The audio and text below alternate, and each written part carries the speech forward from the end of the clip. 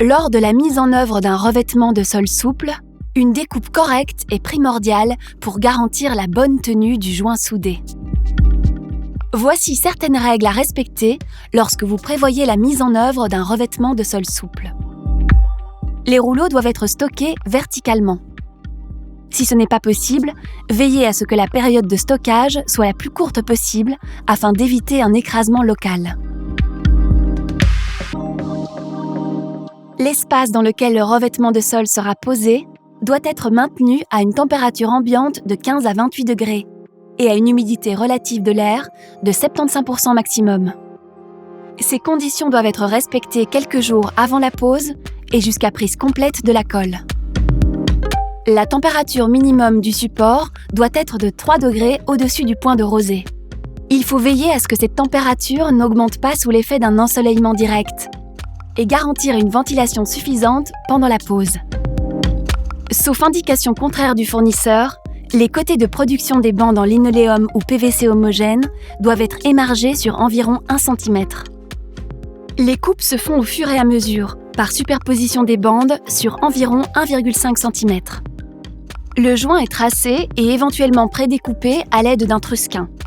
Il est ensuite découpé en biseau avec une lame croche. La découpe du joint des revêtements en caoutchouc et en PVC hétérogène doit s'effectuer avant l'encollage des bandes. La découpe du joint des revêtements en linoléum et en PVC homogène doit s'effectuer après l'encollage des bandes.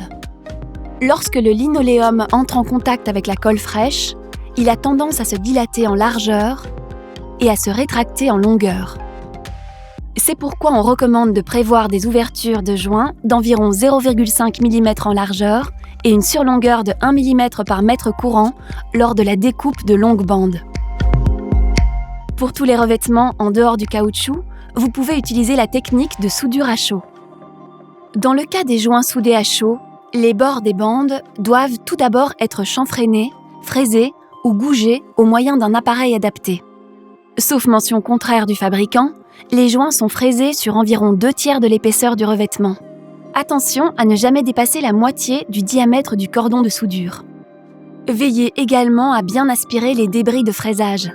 Le chanfreinage manuel est exclusivement réservé à la réalisation des liaisons non rectilignes ou inaccessibles à la fraiseuse, à l'approche d'un mur par exemple. Chauffez ensuite le cordon de soudure au chalumeau jusqu'à son point de ramollissement et apposez-le dans l'ouverture. Attention à bien vous renseigner auprès du fabricant pour connaître le modèle de buse, la température, la vitesse d'application et la pression adaptée à la nature du sol et au cordon de soudure. Une fois le cordon de soudure inséré, vous devez araser la partie supérieure du cordon. Cette opération s'effectue en 2 temps. Dans un premier temps, arasez le cordon de soudure à chaud, à l'aide d'un couteau en quart de lune équipé d'un guide. Ensuite, lorsque le cordon de soudure est complètement refroidi, arasez-le à froid avec le couteau sans guide ou à l'aide d'un araseur étroit. S'il est arasé trop tôt, vous risquez d'obtenir un joint peu esthétique. Pour le PVC, vous pouvez également utiliser la technique de soudure à froid.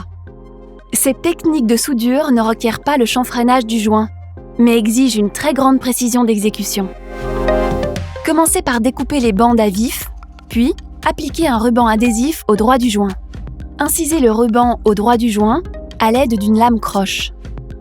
Introduisez l'embout du doseur dans la fente et injectez le liquide THF en profondeur jusqu'à ce qu'il déborde.